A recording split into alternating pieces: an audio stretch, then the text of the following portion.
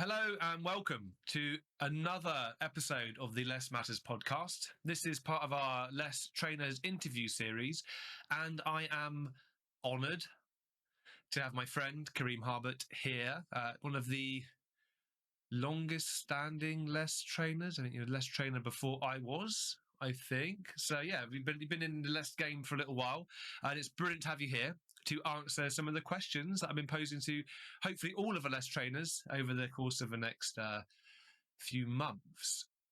So, Karim, thank you for being here. Great to be here. Thank you for having me on. It's 2015. I think I became a trainer, so about seven years ago now, and I think I've known you for even longer. So it's great to be on your show. So thanks for having me. Thank you, Karim. Well, look, for those of you who are listening who don't know Karim, I thought I'd hand over to you, Karim, and you can tell the world a little bit about yourself, if that's okay. Yeah. Well, yep. Hi, I'm Karim, and sort of just a quick overview, really, of my journey. I guess would be I'm a mathematician turned software engineer. So I'm a card-carrying nerd, and I love all that stuff. And I mean, my years as a software engineer were, I look back incredibly fondly. I loved that. It was like, and sometimes when I look back, I think that maybe that was my favorite job I've ever had, and I maybe wish I hadn't have moved away from it. But I did move away from it into project management, this traditional project management, the waterfall project management king. I was that guy for a long time, but incredibly frustrated at the fact that it didn't work very well in the software context, and maybe just thought I needed to learn more project management stuff and then apply that, and then it would work, and it didn't. And so I had a few years of incredible frustration there until somebody asked me to go and be a Scrum Master, probably about 2008-ish at this point. And I had no idea what that was. But I thought, well, I'll do that because this is not great. So I spent a number of years as a Scrum Master, and I just felt like I found my passion. Everything that just wasn't making sense about the traditional software development approach in project management started to make sense when I started working with Scrum teams, who, by the way, had no more of a clue what Scrum was than I did as the Scrum Master. So we basically worked it out. But so the idea of creating working software in 2 weeks just blew my mind. Admittedly, it was only log in and log out that we built, but it was 2 weeks and it worked. And this blew. I'd worked on 18-month stuff before, so this was my passion. I spent a number of years as a Scrum Master working with teams. More recently, I've become frustrated at the lack of impact you can have at the team level, and all of the impediments that we found were beyond the team level. So I guess from about 2014, 15, my focus has been on the organization, the cultures, the structures. And now for me, I talk about business agility coaching, on innovation, how we create the environment for all this cool Agile and Scrum stuff to work. So that's been my progression over the years, and I've gone from really loving focusing on teams to really focusing on how do we create really great products and set up the environment for teams to do that. So who knows what my next iteration of my career will be, but I'm happy where I am right now. I must say, I would like to add that you are a published author now as well, which is something to be proud of. Yes, I had a rush of blood to the head a couple of years back when I was approached to write a book, and decided I would submit a proposal to do that, and then found myself having to write said book. And it was actually an incredibly difficult but wonderfully rewarding process. It's one of those things like running a marathon. Like, you're really glad you did it, but I'm not sure I'm sort of really wanting to do it again for a while. So the 6 enablers of business agility came out in June last year. I'm really proud of it, and we can talk a little bit about what's in there later. But yes, that was definitely a 2021 highlight for me, getting that one published, and we're really pleased that I was able to put some of that knowledge back into a form that people can go and grab and digest. I think the Agile literature world is richer for your contribution. Thank you, Karim. And I'd love to spend some time towards the end perhaps talking about it, because I would say it's a book that aligns well to Large Scale Scrum, and Large Scale Scrum huge as well. So let's dedicate some time to that towards the end. The set questions. The first set question I have a habit of asking less trainers when they come onto the show is, what is your elevator pitch for less?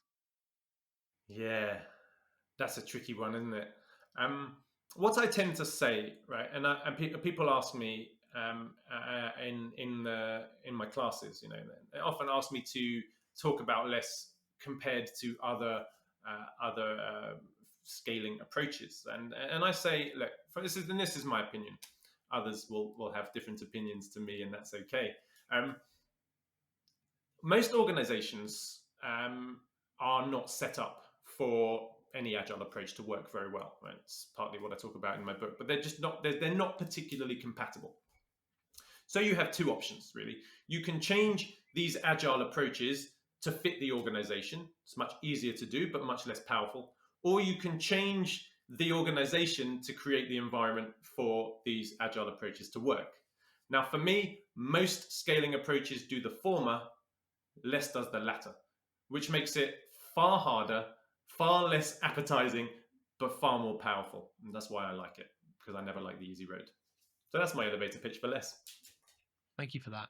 As you were talking, I think we're recording this in the kind of the point in the UK where things feel like it might be slowly edging towards spring. And I was really thinking about what you were saying there and wondering how does it relate to my garden?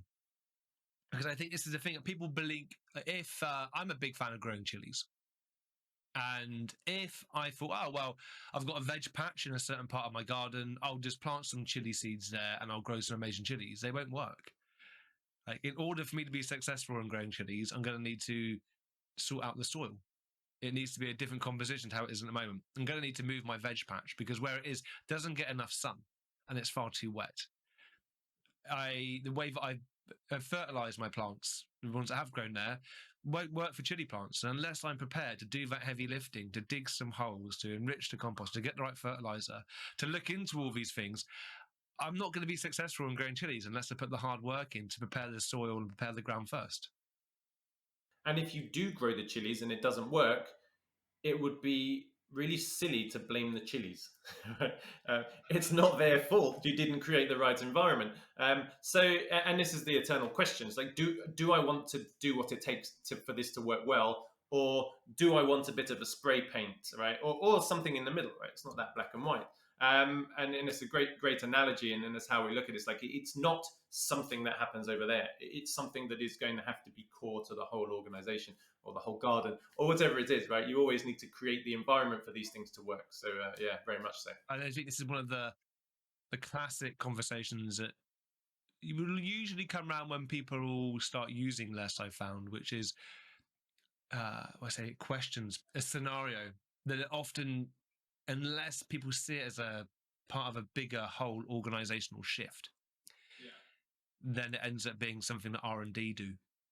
R&D are off using, you're doing Scrum or doing this less thing. We're fine. We can just carry on as we always have them. We can keep on demanding a fixed scope from them. We can keep on making promises to the clients. We'll deliver the scope by this point, and then we'll even say to that client, if we don't deliver the scope by that point, you can have some money off of us. You can have a discount, or you can penalise us for that, without realising that from the R&D department's perspective, perhaps there's a way to avoid this kind of contract game. There is, but you're right. If it's not done in the context of organizational change, then firstly you're not doing less, right? And that's the reason why you don't get as many less adoptions, because most people don't want organizational change, right? Because it's hard and it's painful and it's risky and it's expensive. So they end up doing something else which fits with their organization, and say, this approach over here, I can keep all of this stuff the same with all of these roles, and everyone's happy and they've got their box, and our organization's already designed like that. So I'll choose that one because it's going to fit with us. It probably won't give you results that are particularly different to the results you're getting now, but at least we won't have to go through that pain, right? And it is a choice. Some organizations, that's okay, right? Some organizations want a different result, and therefore it's not okay. But for me, like, people should make the choice aware that if you don't go through that painful change, your results will be less. Like, if you don't run for 10, 12, 14, 16 miles a day. If you don't change your diet, your 3-hour marathon is a pipe dream. And maybe that's okay. But if you really want it, then this is how you do it, right? I think as long as we have that open conversation, both choices are fine. Yeah. And for people to really understand why they're choosing to use it, rather than just saying, "Oh, this is a brilliant sales pitch, and this is what I should be using." Like, why have you chosen to do things in this way? Comes down to what outcomes are you really seeking, right? What is it you want? Start with what you want to achieve and why it's important, and then design a system that will get you to that point. Now, less solves a very specific problem, as do some of the other things, right? But if that's not your problem, then it's probably not your solution, which is another conversation that we need to have early on. So it is one of many approaches to give you an outcome or a certain set of outcomes, which I think are incredibly valuable. But it's not the only thing out there. Yeah. And just because we think they're valuable doesn't mean that they are from other people's perspectives. I think that's one of the challenges, is that we, and I use the term very broadly, we as an Agile community, we as coaches or consultants, do think that people often care about the same things that we do. And sometimes we don't put enough effort in to really validate that and understand, okay, well, maybe they think something different. Or perhaps they've chosen to use different language, which on the face of it seems to contradict what we believe in, but is really the same. There is a large element of having to relinquish one's ego. Anyway. And so you're absolutely right. Take the example efficiency versus agility, right?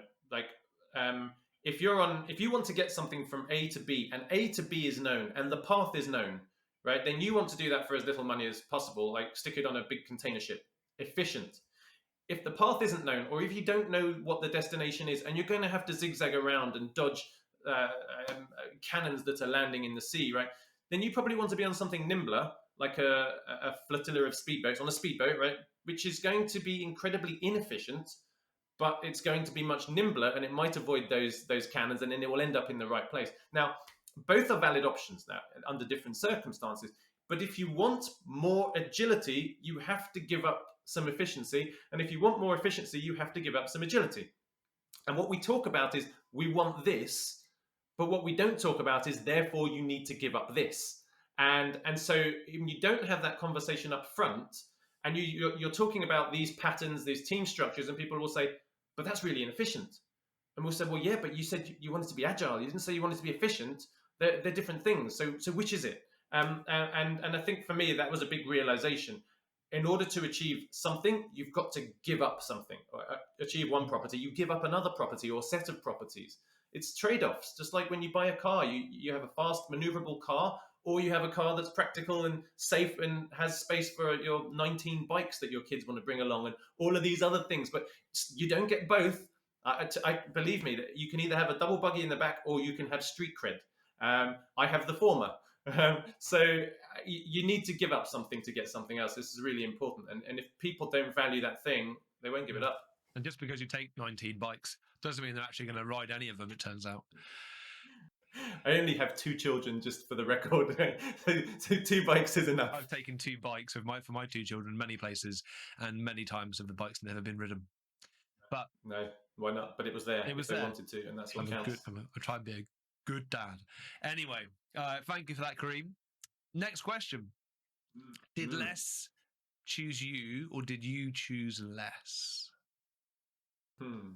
The wand chooses the wizard. Well, it chose me before it was less, is the answer to that question. I don't know what year it was, but reasonably early in my Scrum Master journey, I found the book. I don't even know what it's called now. Isn't that awful? Scaling Agile Development. So what's Craig and Buss's first book called? Is that a thin one or a thick one? It's not the one with all the experiments. It's the first Principles one. Principles for Scaling Agile and Lean Development? Something like that. Whatever it is. I'll put it in it'll be in the notes for this, in the show Scaling Lean and Agile Development, I think it's called. So that was the first book they wrote about their experiences sort of applying Large Scale Scrum at Nokia and among other places, right? And it was just a description of patterns. And if you read it now, you'll see it looks very less like. And I found that book. I loved that book because at that time I was experiencing all of these organizational challenges. I was a Scrum Master, so I was ostensibly coaching at the team and the organizational level as a Scrum Master should, but early Scrum Masters very rarely do the latter, right? So I was basically working with the team, and I was thinking, but we're really struggling with this in HR, but we don't have the remit to fix that. We're really struggling with this in terms of governance and projects and fixed scopes, as you mentioned. We don't have the remit to deal with that. We don't have any testers on our team. We don't have the remit to fix the organizational design. And I was thinking, this doesn't make any sense. And I found that book, and it was a solution to all of my problems. Well, not all of them, some of them. And I thought, I love this book. And then, of course, from that book, they've got a bunch of reading lists, and that leads on to a bunch of other books. And that really shaped my worldview on how you make Scrum in particular, but Agile work in organizations, particularly when you have more than one team. So I started applying the patterns, started getting a lot of success, started trying to coach the organization to maybe adapt a little bit to create the environment for us to be better, and really liked that stuff. And that was 2008, 9, I think maybe 10. And then sort of later on in my journey, I got to meet Craig and Bus, and it's kind of 2013, 14 at conferences. Had some chats, spoke. I went on Craig's certified LESS practitioner course. So when I read that, LESS didn't exist. It subsequently became LESS based on those patterns. So when it came out, it was just like I knew this stuff already because I'd been practicing what was in that book. So I was like, I like that. I want to do that because I found that really useful. And then when Craig came to London, I think that was 2015, February 2015. I know because it was just over when my second daughter was being born. So it was a questionable decision to go to the course, but she had arrived a couple of days before. But I'd really wanted to go on his class, and when I did that, it was a reasonably short journey to becoming a trainer because I'd been practicing it for so long. So I guess their early work influenced me so much that when LESS appeared, it just felt really natural for me. As opposed to, I experimented with some of the other approaches, which just didn't chime with my experience so much. So I guess LESS chose me, but before it was LESS. I think that's a reasonably, common path. Very, very similar to my path to it. And I think that February course, was I on that one with you? Maybe with George Fashing as well. George was on it. Jem was on it. I was there. Hicksy was on it. There was a bunch of people on it because we've been waiting for Craig to come for a while. I think you were on it. I was there, hiding probably, not saying much. But no, I remember those early days. Brilliant. So LESS kind of chose you in a roundabout way. Yeah, but only because it works, right? If I had applied a lot of those patterns and they hadn't worked, then I wouldn't have been so keen to dive in when it was formalized and became the LESS framework, right? Because it just wouldn't have called me. But I guess outcomes are what count in the end. They are. Thank you very much, Karim. So the next question. What's the one thing above all others that you love about LESS? I love, and in a sense, it kind of plays back to why it chose me. But I love that it's more holistic than a lot of approaches, right? It just calls out that you will have to change your organizational design. You will have to change your governance processes and move away from fixed time, fixed scope projects.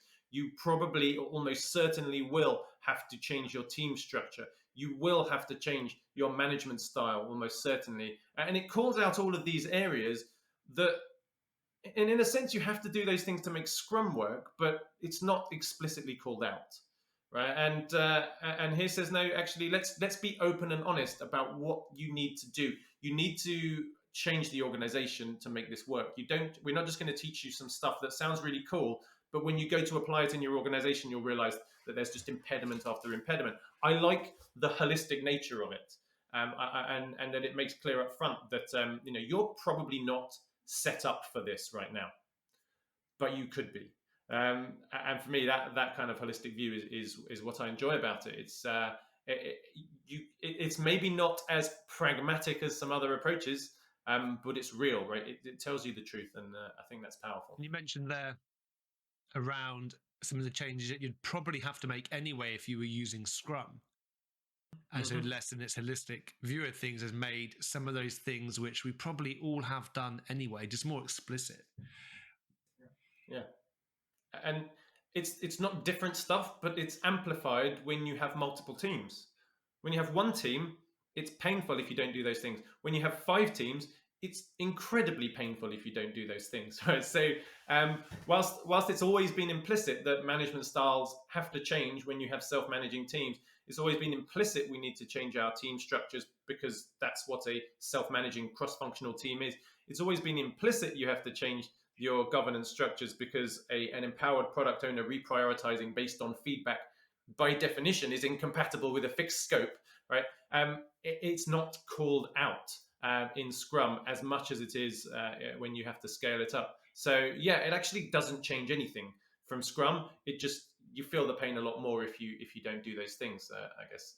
But calling it out is, I think, is the right thing to do. And so it then goes back to one of our earlier conversations, which is if you choose not to change those things, and you won't get as much of the effect, which I think often then leaves organizations to adding lots of stuff because it's interesting. They don't want to change, but they're happy to change if it means they can do more of what they were doing before. They're happy to change the framework rather than themselves, right? And this is where it's, do we want to change the framework to fit us, or do we want to change us to fit the framework? And there's no right or wrong answer. There's just the answer that you give, and that will lead to the framework you use. So yeah, absolutely. It's designed to force you to change, right? But obviously you have to want to change, otherwise you won't. And again, that's why it's Marmite in a lot of respects. It's like, oh, I just could never do that. I don't want to do that. Or we really need to do this, and if we do it, will be incredibly powerful, right? Each to their own on that. Yeah, you can't do it if you're not willing to think and challenge yourself. Yeah, challenge yourself, challenge assumptions, mental models, cognitive biases, things that have been handed down from generation to generation of management gurus. Challenge everything, and let the outcome drive the changes you make, right? Which is a very different thing to the really quite engineering Newtonian reductionist approach that we tend to take with organizations, especially when led by engineers or people with that background, right? Because we like to be able to design things and execute things. So, for sure. You make it sound so easy. But we know that using less and adopting less isn't always that easy, which has been alluded to. If you think back to the less adoptions or the environments you've been in that have used less, do you have a favorite? I have 2 favorites. Am I allowed 2? Allowed 2 favorites. One is the one that I wrote about in my case study, which was a kind of travel-based company. The reason I love that is because it was an overnight change of organizational structure. It went from 3 front-end component teams and 3 back-end component teams to 3 cross-functional feature teams, right? Which doesn't sound like a lot, but it was a massive change in culture and focus. And as we know, when we have feature teams, you have to be more customer-centric, by definition, because you are building customer-centric features as opposed to making small technical tweaks to a component. Just mixing those people up and seeing them begin, I mean, it didn't happen instantly. The change happened instantly, but the effect took a while. Seeing them collaborate more, seeing them, the front-end folk and the back-end folk and the testing folk starting to collaborate with the business folk and actually talk about what the customers cared about, rather than, can you make this change to this API? Why? Just do it. Doesn't matter. Someone else will then do something on the front end. But okay, do that. Okay, but no one actually knows what the value is to the customer. And seeing how much more customer-focused people became, how much more collaborative people became, and how much more quickly working software emerged from that was incredibly valuable. And very rarely do you get the chance to just shake up an organizational design. You say on Friday that when we come back on Monday, these are the new teams, right? Now, of course, it took months for them to get the technical nous to be able to actually do it well. But I've never seen that happen before or since. Just that, bang, we're doing it. So that was incredibly You must have had a useful. lot of buy-in in order to make that change so quickly. Yeah. CIO buy-in. Yeah.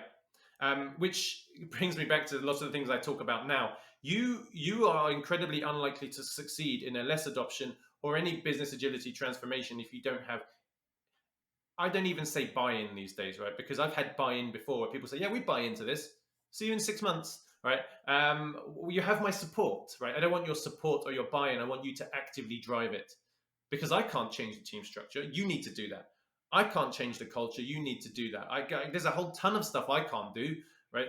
You, as the most senior leaders, need to do it. And so, CIO buy-in, CEO ideally, but thankfully the CIO was empowered to make all of these changes. And with that buy-in comes the ability to do quite radical stuff, right? But it was incredibly great to see that.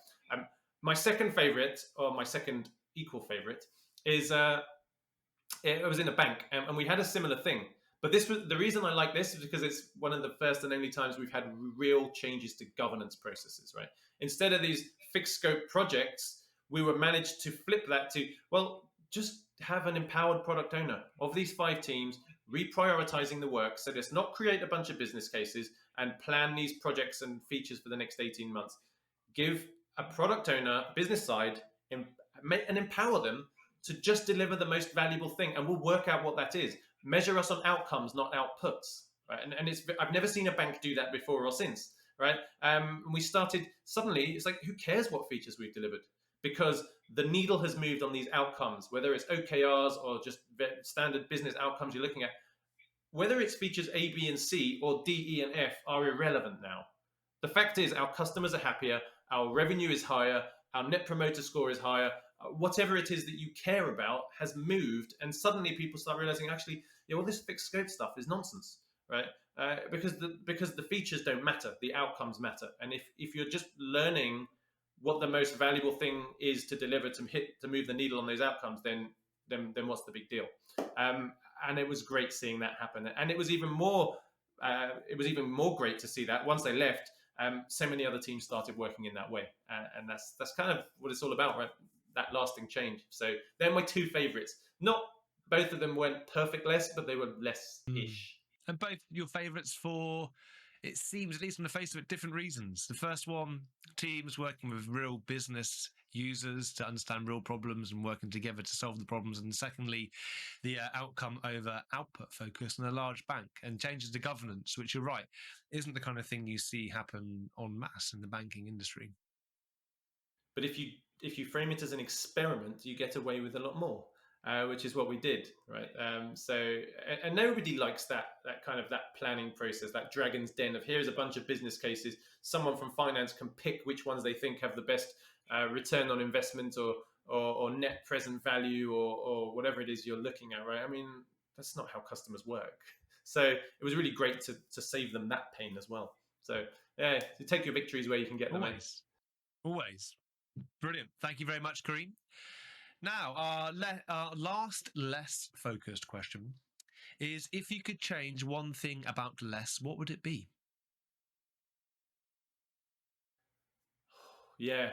I knew this question was coming, and I still don't have a good answer for it. But let me say the thing that's in my head, right?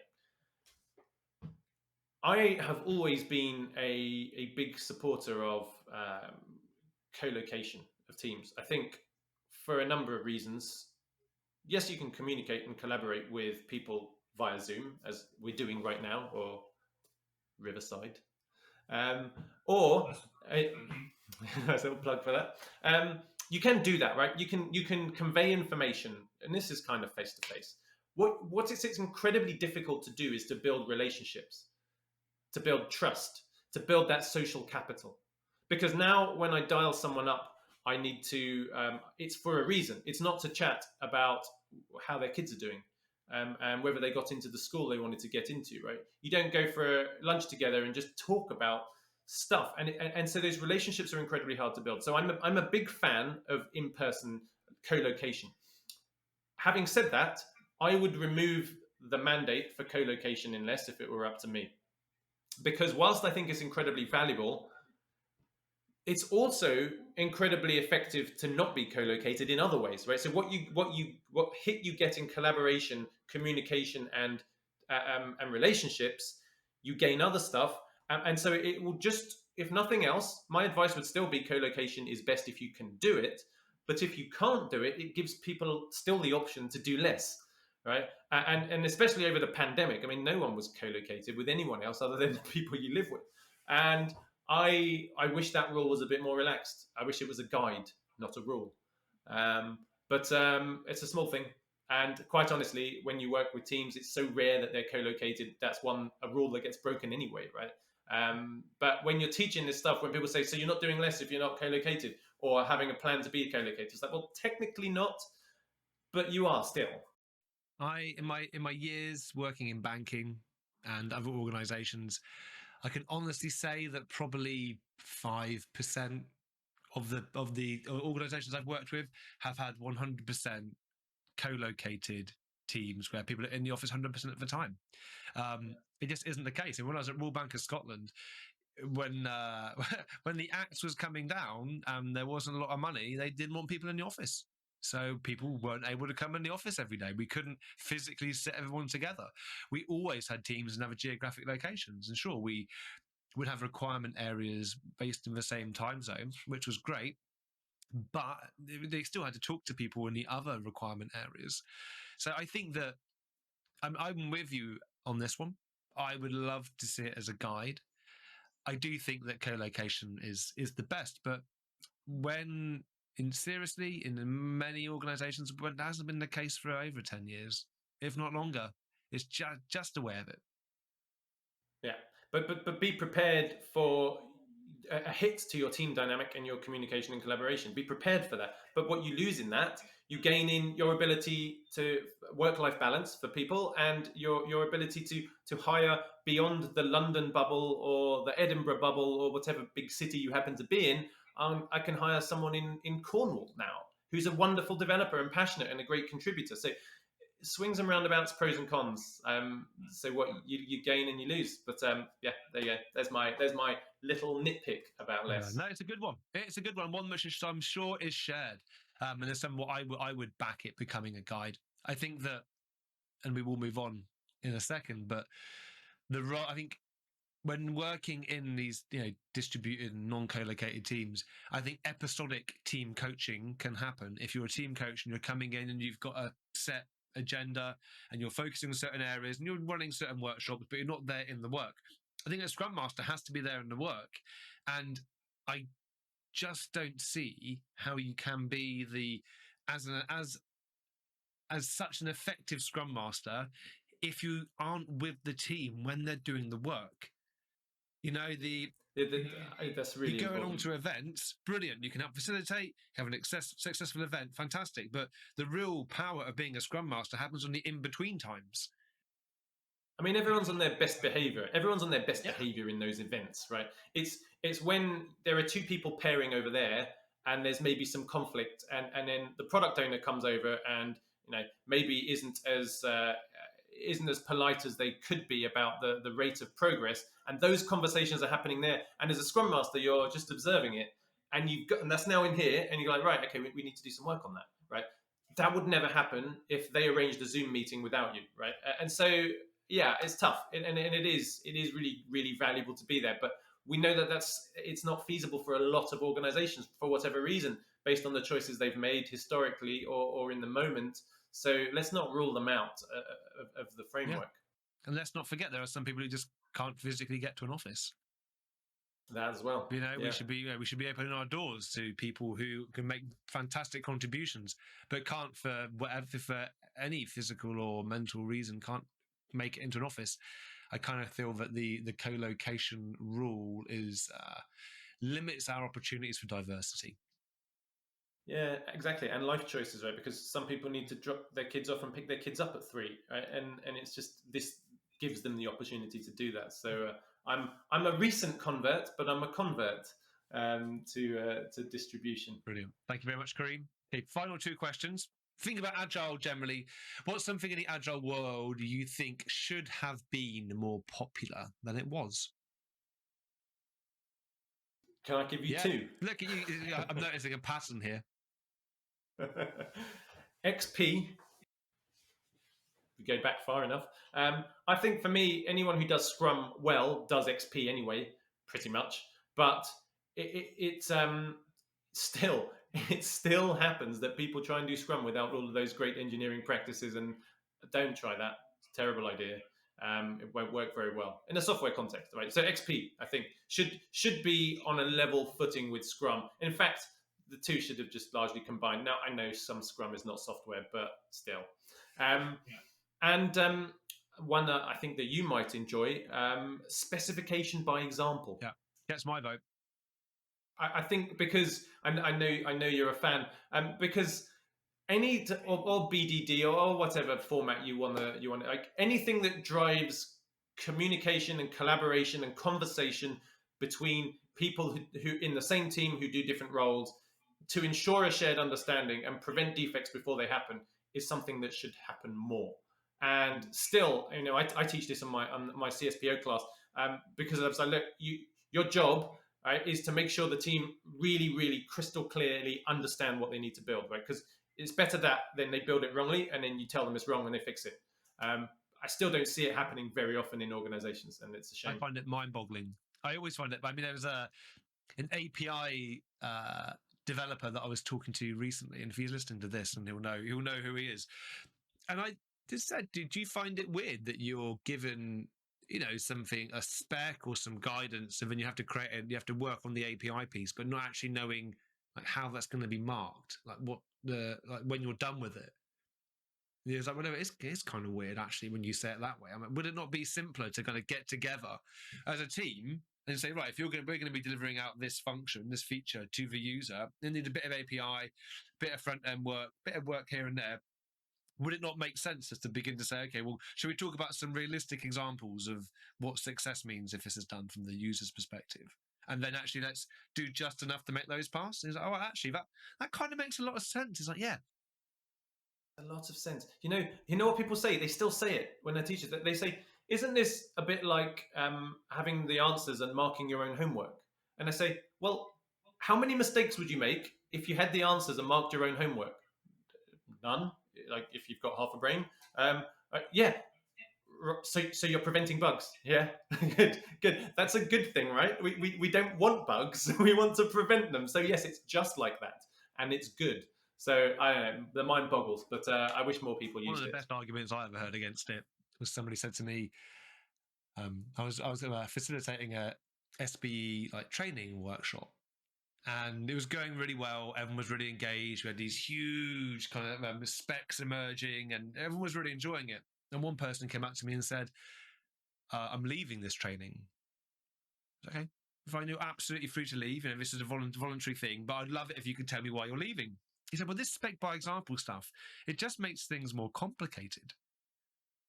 I mean, what do you mean more complicated? He's like, "Well, I'm a BA, I'm a business analyst, and I write a requirements document and I hand it over, and that's it. And I can tell you, my requirements are not as complicated as you're making this." I said, "Well, this is the tragedy of it. Is that those requirements you're writing, it is all this complex. It is this complicated. You just can't see it. Like you're kicking the can down the road, and it's the developers who are going to be taking that, and the testers trying to say, well, what on earth do these requirements mean?" That's where the complicated element will hit, and you're just insulating yourself from it. That's a wonderful example of a local optimization, isn't it? It's like this might make my immediate thing a little harder, but it makes the overall spectacularly easier, right? But if you're looking just from that individual's perspective, it's like, but this is making my life worse. It's like, yeah, but your life and the team's life are not separate things, right? We're focusing on that global optimization, and systems thinking is another reason I love LESS, by the way, the systems thinking approach. So yeah, it's is this right for me? Maybe. Is this right for the team or the organization? Yes, right. Well, we'll do that. Your output is not the outcome, unfortunately. Absolutely. Okay, next question. Final question. Following on from this, what do you think in the Agile world is going to be the next big thing? Yeah, this is a good one. the way I look at it, we had Agile 1.0, which was single team building software products. We had Agile 2.0, which was multiple teams building software products. For me, Agile 3.0 is really the third wave, and it's how do we create organizations that are responsive, right? Because you can have IT software development departments that are incredibly adaptive and responsive in a business that's pretty stale and stable. Actually, we need our whole organization to be adaptive, to be responsive, to be able to create new products, new services, be innovative whilst keeping obviously the lights on, and to adapt, right? It's not just a product development, software development thing. It's a whole organizational thing now. Whether you use the term business agility, enterprise agility, organizational agility, strategic agility, or none of those things, right? I think this goes from something that the CIO cares about to something that the CEO cares about. That's, for me, what really fascinates me at solving that problem. How do we create an organization like Amazon that can just be so nimble and so innovative while still being so good at what they do every single day? I think that's the future. I don't even think it's the future. I think it's the present, but it's going to be the future as well. So that for me is where we're headed. It's where all of this has been headed ever since 2001. Yeah. No, I would agree. I would agree with that. I wonder if we'll ever get there. I wonder if there will ever be the repeatable patterns or the, I don't know, academically researched ways of doing this, some interesting data, because I think that in the agile world, we're good at trying stuff. We're not that good at actually trying to take a scientific approach from these things. But some organizations already do it.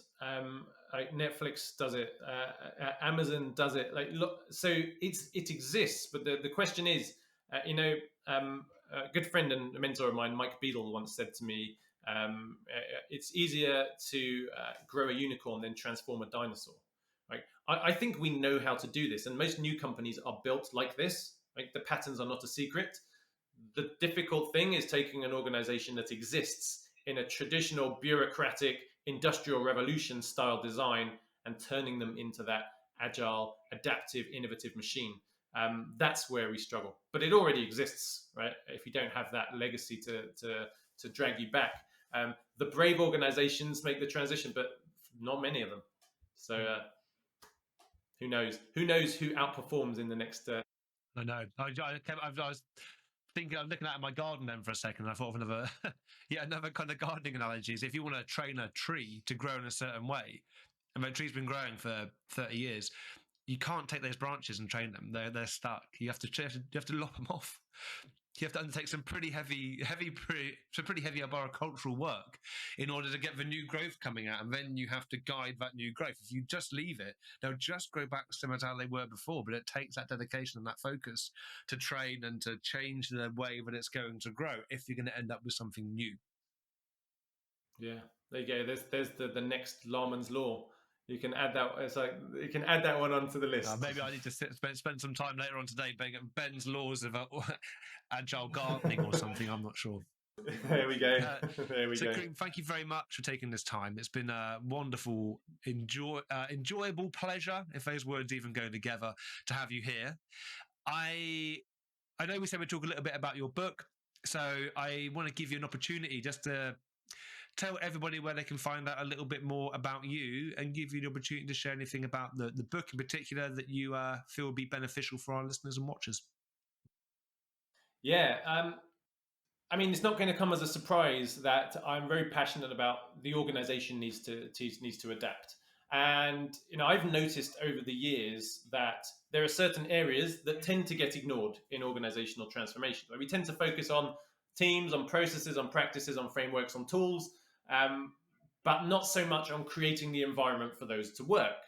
And over the years, I created a model, the 6 enablers of business agility, that focus on, here are some approaches that might work for your leadership and management.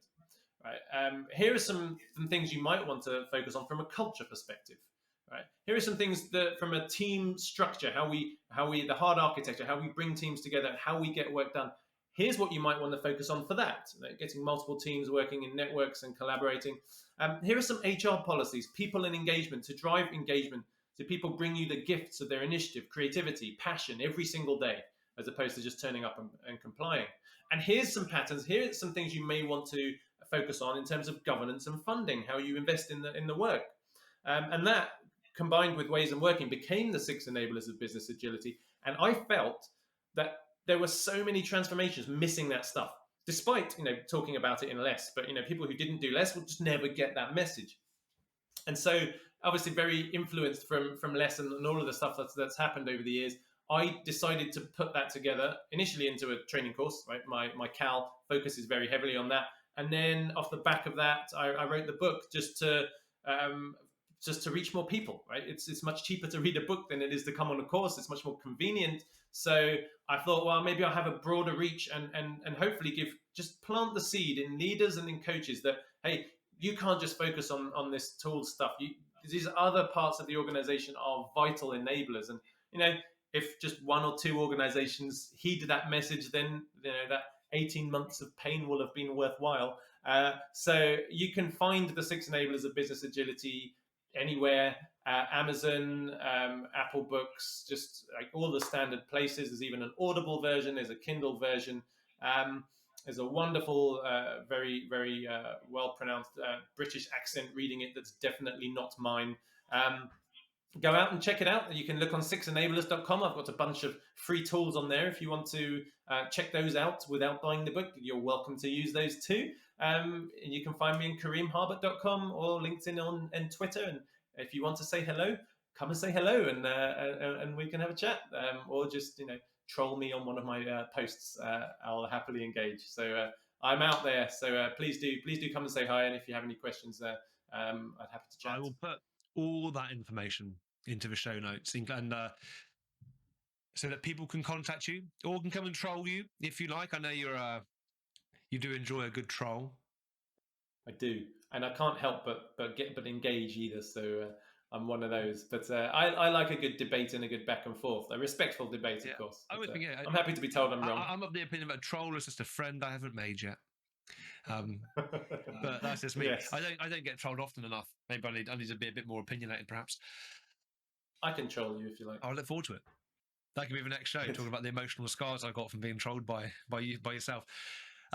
We obviously don't condone trolling. It's not the done thing. So no, when we say trolling, it's more people disagreeing with some of my posts and then actual nastiness. So I wouldn't condone that. Of course not. Well, Karim, thank you very, very much.